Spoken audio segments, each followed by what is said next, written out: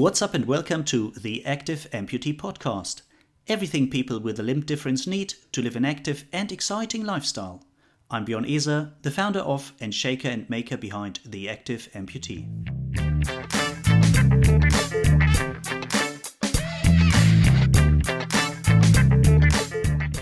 And today you're listening to episode number 39. In episode number 39, I have the pleasure of talking with Kyle Stepp from Albuquerque in New Mexico.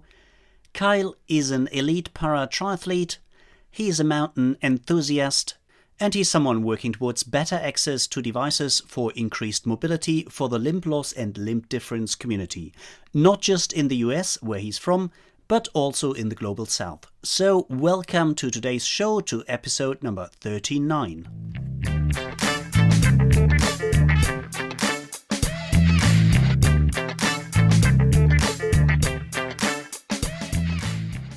Yeah, one of the great things of running the Active Amputee, even if it's only a side title, is that I have the chance to talk to some incredible people. And one of these incredible people is with me today. It's Kyle Stepp from Albuquerque in New Mexico in the US. Kyle is a para-triathlete. He is, if I'm not mistaken, he's quite often out hiking and mountain walking. And it seems he's an outdoor enthusiast. Kyle, welcome. It's a real pleasure having you on the show, on actually the first show for 2023. Welcome. Yeah, I'm excited to be here to kick off an amazing year. As we were chatting before we started recording, it's going to be a really epic year, and so excited to share a little bit about what I'm doing and how we're making a difference in our community. That's great. Yeah, talking about communities is actually one of the things I really like. Creating community is one of the mottos I have. Just you can't see it on the other side of the screen here. Yeah, before we go into what 2023 and the future will bring, let's probably just reverse a bit and see you're an above knee amputee like myself. You're a cancer survivor, if I'm not mistaken, osteosarcoma survivor, so many similarities. Can you just tell us a bit about your history and how did you become the Kyle Stepp we get to know today? Yeah, absolutely. I think that's what's amazing. One of the crazy parts about navigating life with limb loss is anyone can experience it at any point in their life, whether it's an illness or an injury. So becoming a part of this community can happen in any parts of someone's journey. And so, as a kid, I grew up in boys' homes and foster care, and high school was a time where I thought I had a brand new beginning. And, I just moved in with my grandparents when I was in high school. As many in high school, like, you dreamed of getting involved, you want to play sports. And so often for me, extracurriculars and sports were my outlet as a kid. And I was at one place where I felt a sense of normal, where I felt safe. And when I went to high school, when I moved in with my grandparents, I was so excited because, I just spent the past 14 years of my life navigating survival, navigating hardship.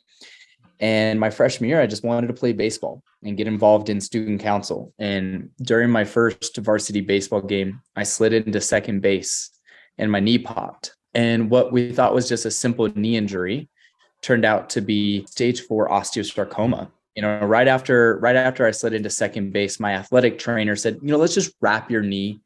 You probably just have a knee sprain, and we'll take a few days to watch it and see if there's any, so there's no sort of additional injuries. And so a week later, I couldn't bear any weight anymore.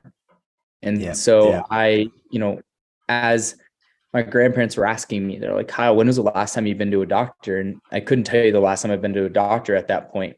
And so I went to my local children's hospital here in New Mexico, and over the course of 24 hours, did every scan you can endure. And the next morning, there was 2 gentlemen in white coats come in, Dr. James McKinnell and Dr. Robert Quinn, shared with me, we need to do a biopsy because, we have a hunch that you have a tumor in, we know that you have a tumor in your left leg, but we need to confirm what it is.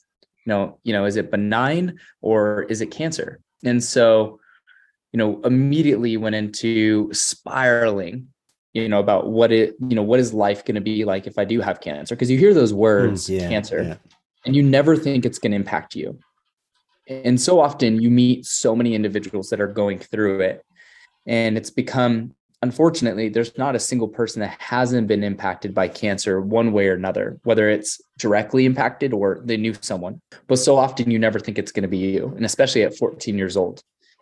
And so, after the biopsy, it was confirmed. It was a high grade form of osteosarcoma. Yeah. And the life that I thought was going to be this beautiful new opportunity turned into a journey of fighting for my life. And so I spent 3.5 years under treatment. But in 2009, after I was diagnosed in 2008, we did a surgery called limb salvage. And limb salvage is often, at that time, was highly recommended if you want to save your limb. But unfortunately, my physician wasn't able to really walk me through, or I didn't really know many other active individuals with limb loss or limb difference. So I didn't have a space to ask questions, to get advice or get perspective on, is this the best option for me? And I knew I wanted to save my limb because I was afraid of what life would be like as an amputee, because at that point in 2009, there was little to no representation in the media.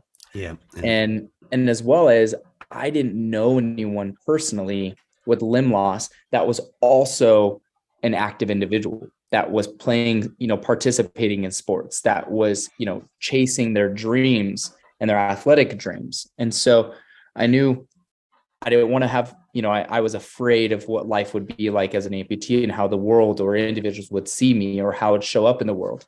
And so I would, I'd go through the surgery, but unfortunately had nerve damage that resulted in drop foot. And so I already lived with, I was living with an orthotic, and for 12 years of my life, experienced just extreme chronic pain. Yeah.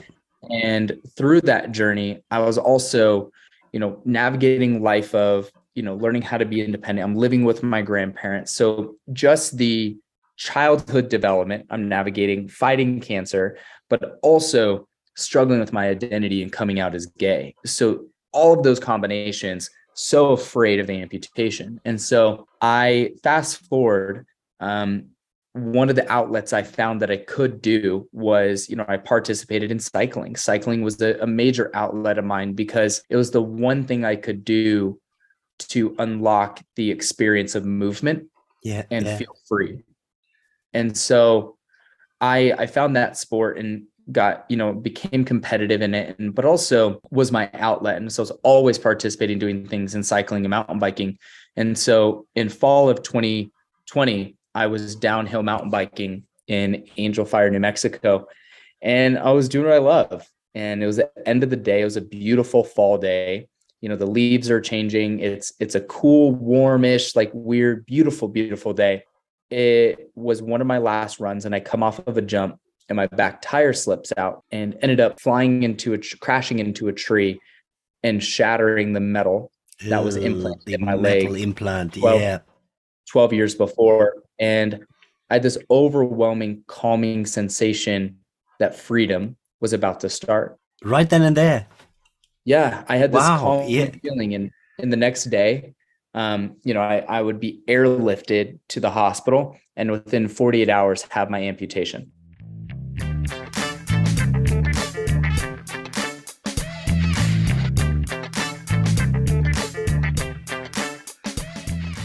And so we're talking this long journey, 2008, 2009 to 2020, with, as you said, all the struggles, the physical, the emotional, the identity struggles, and kind of always this, as you said, when you're at the receiving end of the doctor's advices, they know what they're doing. At the same time, they don't know how we want to live our lives. Very often they don't know much about amputation and prosthesis, and then being forced into yet another step on that journey. So we have 2020, not even 2 years, well, a bit more than 2 years probably by now. What happened since? You said at that time, you said, well, it seems like a door is opening. It seems like, okay, something else make a decision for me. I'm going to be an amputee. Let's make the best of it. Being an amputee for 2 years is not really long, but looking at your social media feed, looking at some local news and wherever I found you online, you look like a seasoned, experienced, very active amputee. What happened in these 2 years? How did you manage to be so active so quickly? Absolutely. So, to kind of, back up a little bit, 2018, I had the opportunity to see two of my friends that I met as a kid participate in the Paralympics. And 10 years ago, I became really good friends with Brenna Huckabee. Brenna Huckabee is a 3-time gold medalist on the Paralympic snowboarding team. And Brenna and I actually met through a pediatric cancer organization called the Sunshine Kids Foundation. Yeah. And so Brenna and I both served as national ambassadors together with them. And that was at the time where Brenna was one of the first individuals I met with limb loss that also had osteosarcoma. And at this point in her journey, she was starting to thrive. She was on that, that first turning point for her of that journey towards really experiencing the freedom and what it's like to maximize your life as someone with limb loss. And Brenna also introduced me to Noah Elliott, who is also an osteosarcoma survivor and as well as Paralympic snowboarder and gold medalist. And so 2018 was a really cool year because I watched both Brenna and Noah compete. And that's where, that year was probably a turning point where I started reframing the way I viewed the world as someone with limb loss. Because in the back of my mind, I was living with chronic pain. I was limited on what I can and cannot do with the current state of my leg. And so after the accident, at this point, when I had the accident, the height of the pandemic. So there's, the hospital, the hospital rooms and hospital beds were scarce. And so they actually had to turn the urgent care hallway into my room. And so we couldn't have any guests. There could be no visitors. And so I had a lot of time to sit with myself, sit with my thoughts. And as well as, that's the beauty of technology nowadays. And so you can FaceTime people. And so Brenna and Noah were, I had the accident on the 17th, surgery was on the 20th because we were waiting for my surgeon to return back to New Mexico. And I FaceTimed Brenna and Noah and I shared with them, the day that I've anticipated, because at this point I've already started conversations with them prior because I knew that amputation was inevitable because of my lifestyle and the risks that come with the limb salvage. And so Brenna being someone that had her amputation from the very beginning in her journey, but Noah, the metal implant, his body rejected it and ended up with an infection. And so eventually had the amputation. And so I both asked them, kind of walk me through those first couple of years. And both of them immediately just share, I'll tell you, it will be one of the hardest things that you ever experienced. They struggled with their identity. They were struggling with getting their confidence back, and just navigating life with limb loss is difficult. But you see them thriving now. And I asked them, I said, then what was the turning point? What was different? And both of them shared they pursued a goal and they were pursuing purposes that were bigger than the pain. Yeah. And so, after I FaceTimed them and before I had surgery, I sat with that and I knew, okay, I'm going to own it's going to be hard. But at the same time, too, I know that an outlet is pursuing a purpose that's bigger than the pain. And I reflected back on, after being diagnosed with osteosarcoma, and then as well as, when I was younger, I was abandoned, and thinking about what were those coping mechanisms and how did I work through that? And it was always, I had a purpose, whether that was service and philanthropy or having some sort of positive outlet. And so I knew movement and recreation and sports became such a huge outlet for me. My last, those final years leading up to my amputation. And I thought, okay, how do I accelerate this? How do I have this as my North Star through this process? And so I wrote down 5 goals. One was I want to return to cycling as soon as I possibly can. Second is I always wanted to run. And, I haven't been able to run since I was 14 years old. And so learning how to run again was a goal of mine. Third was I want to return to skiing. I was a sit skier before my accident. And so perks to sit skiing, you don't need your legs. So I was able to, sit skiing. And then the fourth goal was be open to new possibilities and opportunities and discover a new hobby. And then the fifth was for my 1 year anniversary, have some sort of culminating race to celebrate.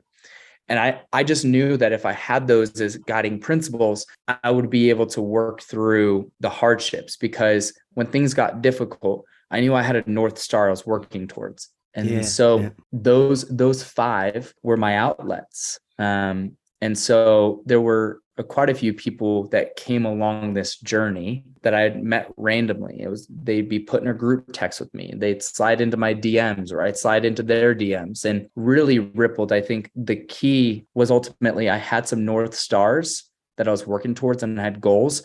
I was willing to own that it's going to suck, but I wasn't going to sit in that and stay in it.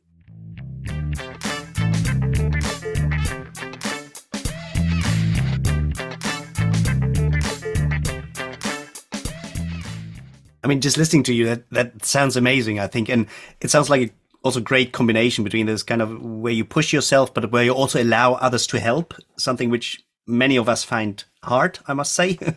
But also this having others on your side who say, well, I'm willing to talk openly. I'm willing to tell you, it might be very difficult. And there might be things where you just say, oh, I hate that amputation. I hate my body about it. I hate my being dependent about it. But at the same time, as you said. Yeah, no, there's two things. You have to be vulnerable to ask for help.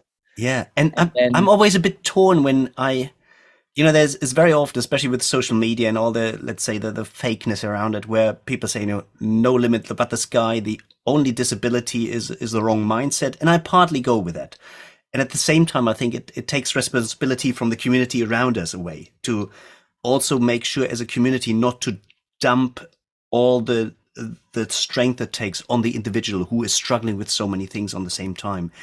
And it's being able to find the right balance between said, yes, most of it is on my shoulder and it's in my head, but it's not just there. It's also the health system and the community around it and attitudes and just ups and downs in normal life where you say, well, at the moment, this is not the only one I'm struggling with. This is one of 5 or 6 or 7 issues. And at the moment, I just need a break. And other times I just need someone to kick me in the butt and say, stop whinging and get going and finding the balance. And I think that's always something where I'm really glad if people speak out and say, this is how it was for me. And yes, lots of it is in the mind, but it's not all there.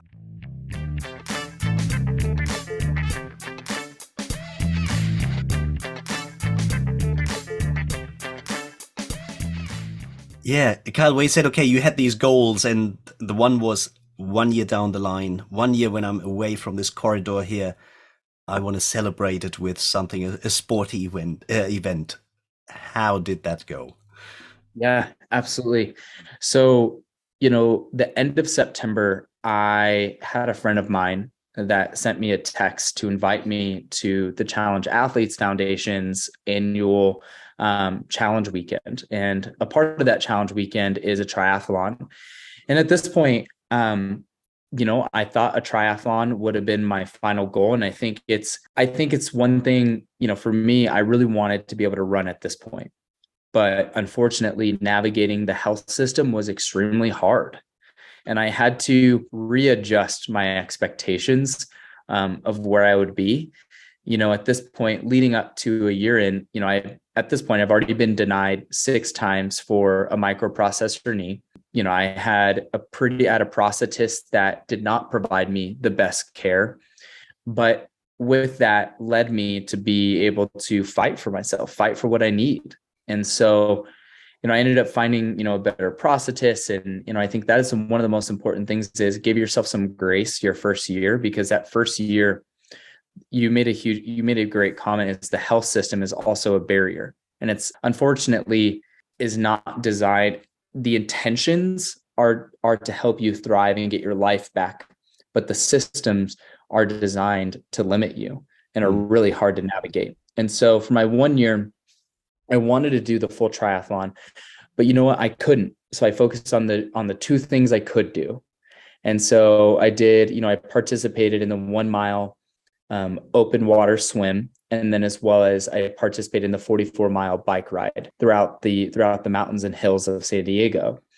And it was one of the most beautiful experiences because being able to have a challenge to work towards and, put your mind and body through the training and the process, you start developing some other benefits. Yes, there's the physical benefits, but you start refining your confidence in yourself. You find pride in your identity of who you are.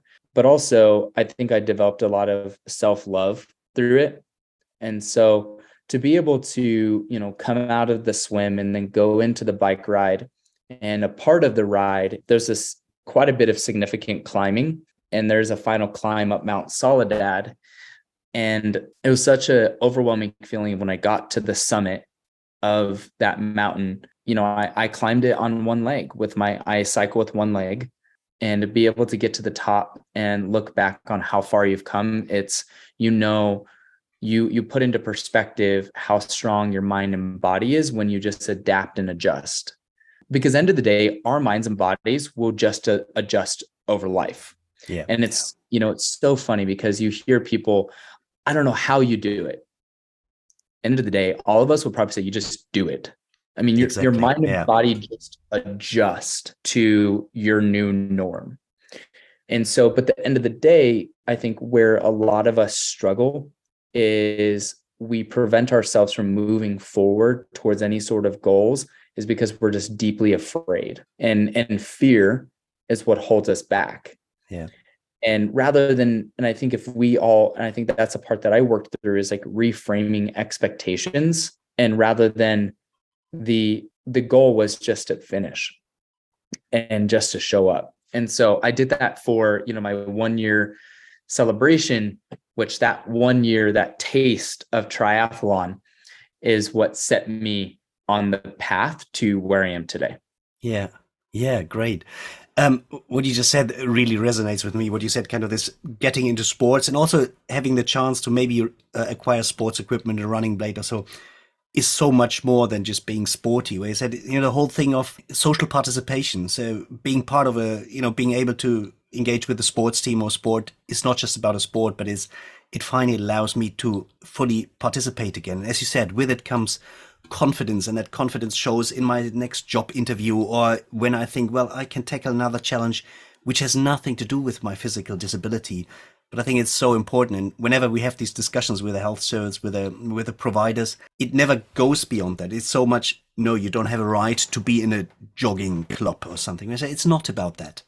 That is just the outlet. It shows that I can fully participate in the very society I live in. And even here, I think in Germany, we have a pretty good health system. We're very good at complaining, but actually we have a good health system. But when it comes to sports equipment, if you're an adult, there is nothing. You either pay out of pocket or you or you don't get it. Yeah. Yeah, but as you said, reframing and the goal also is the journey. Say, it's about getting started, and you will get better. And even if in the beginning it might just be a 200-meter walk, and then it's a 500-meter walk, and then maybe it's a slight jog or a wobbling walk, and just seeing what the body can do and how you can adjust. I think that is so important, and not going for this perfect first try, which will never happen. Even if you don't struggle with a disability or limitation. I mean, it's the same for other people who hope the first time on skis or on ice skating, or so. It looks rather clumsy looking backward.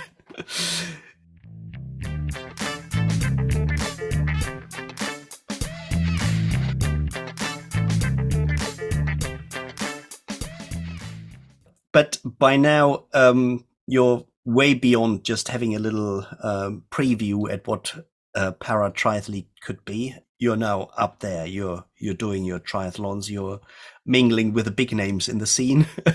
Yeah. What were the most rewarding experiences in that regard? The most rewarding is the community. Yeah. I think you get to be surrounded by a group of individuals that understand you on a level that many cannot. And, it's a really powerful space to be in, because for me, I look at it this way. Our disability is not someone's inspiration. We are here to be a team of athletes, individuals that have goals and dreams and aspirations, and we're here to push each other. I think what is amazing about this community is, first off, I built some of the best friends and individuals that are willing to teach me and mentor me and push me. So I think the most rewarding, the most number one rewarding is this deep, genuine, authentic community of individuals that see you and know you on a level that others don't. But also to have a space where you have a community that's going to push you. That really is. That allows you to be able to have a space to unlock like what is physically possible about your physical body and your mind, but also to have a space that you have mentorship to know how you adapt. Because at the end of the day, anyone can participate in this sport in these three disciplines. It just takes a little bit of creativity and engineering to adapt. Yeah. And so I think that's what's really cool about this community is, yes, there's so many sports, but there's something about triathlon that I found is that there's no ego. There's a sense of humbleness and authenticity that I see individuals, because all of us go into this sport because we want to push ourselves physically and mentally, and to have that space of a community that's willing to challenge it.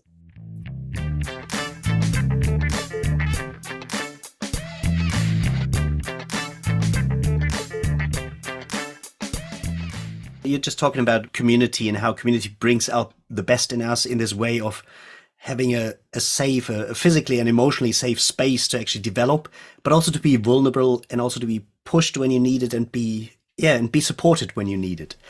And I know just recently you've been part of one of the, what I think, most awe-inspiring communities I've ever seen. You've been part of the Romp climbing team to climb Cotopaxi back in October last year, I think it was. Can you tell us a bit more about Romp as an organization and also what Romp stands for, and this amazing once a year climb in Cotopaxi in Latin America?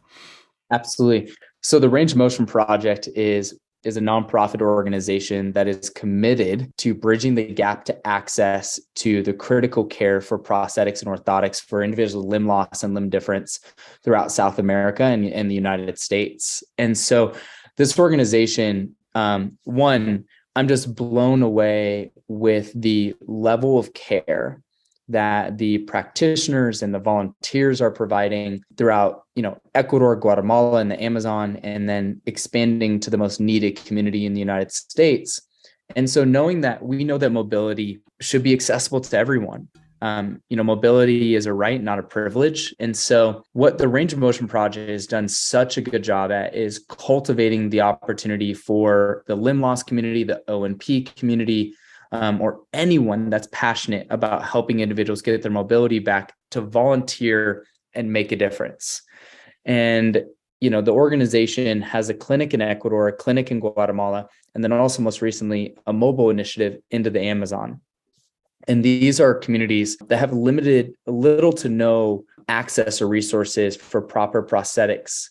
And as well as like their healthcare systems are often struggling and in shambles. And so as this organization is meeting the communities where they need it most, and they have an annual climb called the Climb for Cotopaxi. And so for those that don't know, Cotopaxi is the second highest summit in Ecuador, and it's a 19,347 foot glaciered volcano. And every year they take a team of individuals with limb loss, but also members that are advocates and champions for the limb loss and limb difference community. And together we will fundraise upwards of $150,000 to provide not only the high quality care, but also provide that much needed prosthetic equipment and devices for these patients that in the communities that where we're climbing. And so as the team, we will summit Cotopaxi at the end of our trip. And the purpose of the climb is really to show what's possible when you have access to care and you have access to equipment, because an individual with limb loss is only disabled because they don't have access to proper equipment. Yeah. And so having access to, the needed prosthetic or orthotic allows them to be able to gain their mobility back, is so that they can work towards their summit or their peak in life. And so, thinking so often. And so what's for me now, I look at my survival, my grit and my access as a privilege. And so with privilege comes responsibility. And with responsibility is, I think, as for me, I have a philosophy of kind of a worldview. It's every single person deserves to experience what I get to experience. And as well as I want every single human to thrive the way that I'm thriving right now. And so that comes with access to care and access to equipment. And so as a team, it was just so beautiful because it was the first year in our 8-year history, the entire team made it to the summit. And that was just such a beautiful moment to stand on the top of Cotopaxi, and you could just see you're surrounded by peaks and you can see the steam coming from the volcano. But what was powerful is, it was extremely hard. I'm not going to lie. Like, it was extremely difficult because you're climbing, you start the climb in the middle of the night, and throughout the night, you have a lot of moments to reflect. It's pure stillness and quiet. You can just hear the crunching of the snow, under your feet, the deep breathing that we're all having because you have a lack of oxygen. And you see either in front of you or behind you different headlamps because we're all at different places working towards the summit. And in the moments where you're struggling and it's extremely difficult, you're reminded why you do what you're doing, because there's countless individuals that don't even have access to a prosthetic to get them to a clinic to get care, let alone be able to make it to the bus stop to take them to the trailhead and for them to climb. And so to be able to give up, to be able to make it to the summit and to then for us to fund those, that critical equipment and care was just so meaningful. And I can still see how you're moved by the experience and by the thoughts of it. And I was following LP's posting and others constantly in October last year, and was really moved when I heard, okay, it's also the first year, as you said, where all members of the team actually made it up there. And I think it's another great proof how a few committed individuals who come together with a purpose, who are willing to put in the work, but who are also there just for the joy of it, but also for giving back to the community, giving back to the wider society, how they can actually make a difference. And as you said, it's a rather small group. Okay, Romp is rather experienced, and LP is a shaker and maker and someone who just enables things. But in the end, it's a very small group. And as you said, raising upwards of $150,000. And at the same time, the call for action to anyone who still has second-hand components in good conditions, which they're willing to donate. And this is also a call I want to make right here. If you have, or if you know someone who has, old prosthetic limbs, orthotics, anything that can still be used, please reach out to Romp or reach out to me and make sure we donate them and give them a second life.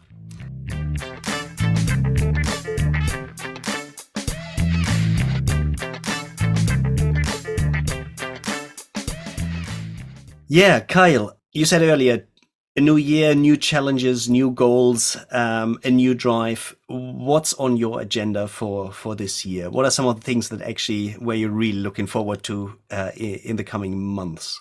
Absolutely.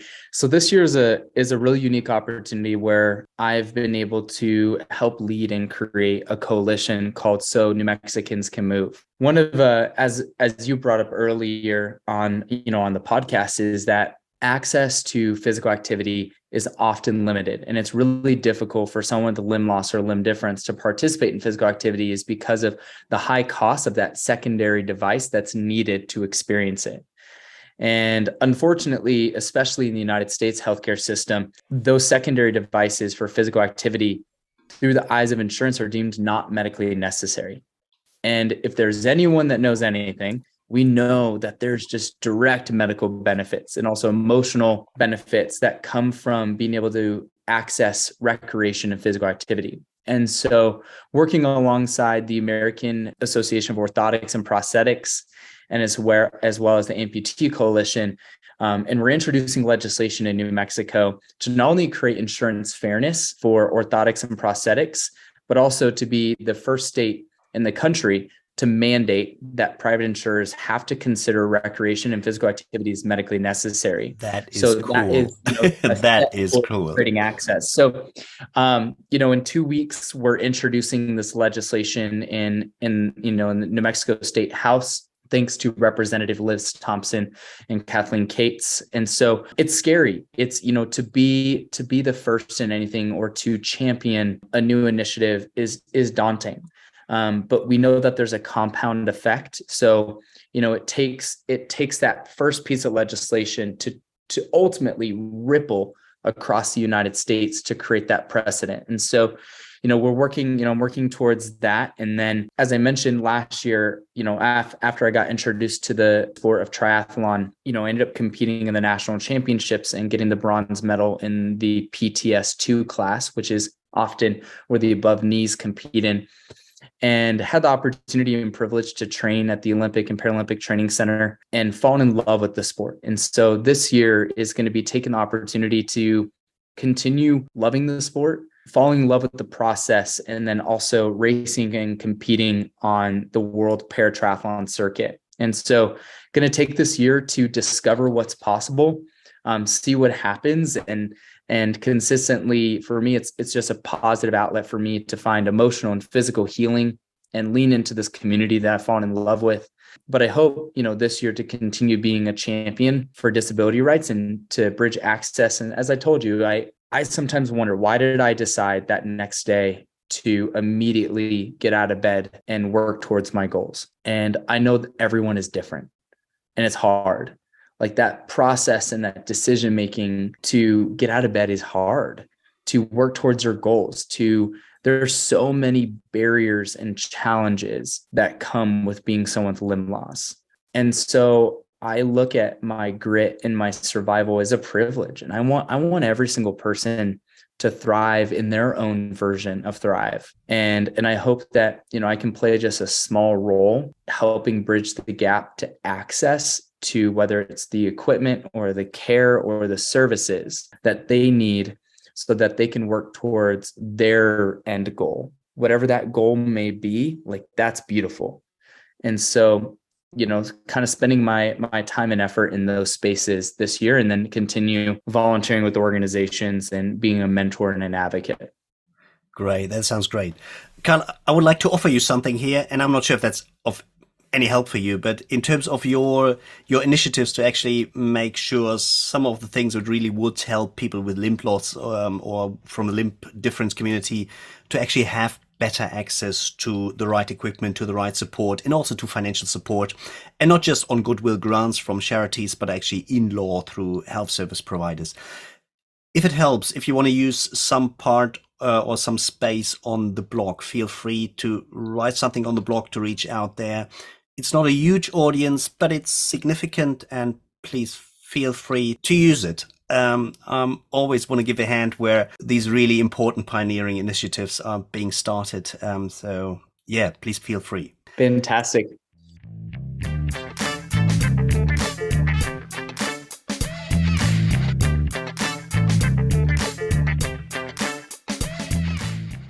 Kyle, we're already way over our time. It's always a pleasure talking with you. It's always really, you're really interesting also for me to see what others are doing. And yeah, the stories behind the names I know from Instagram and other social media. It's a real pleasure.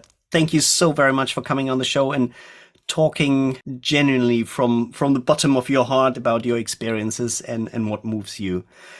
I hope we stay in contact, and otherwise all the best for this year and for all the years to come. And yeah, keep me in the loop about the initiatives you're involved in. Thank you so much. And everyone that's listening, feel free to connect with me at any point. Happy to be a friend, a resource, a partner in an adventure. So thank you all so much for having me on. That sounds great. Great.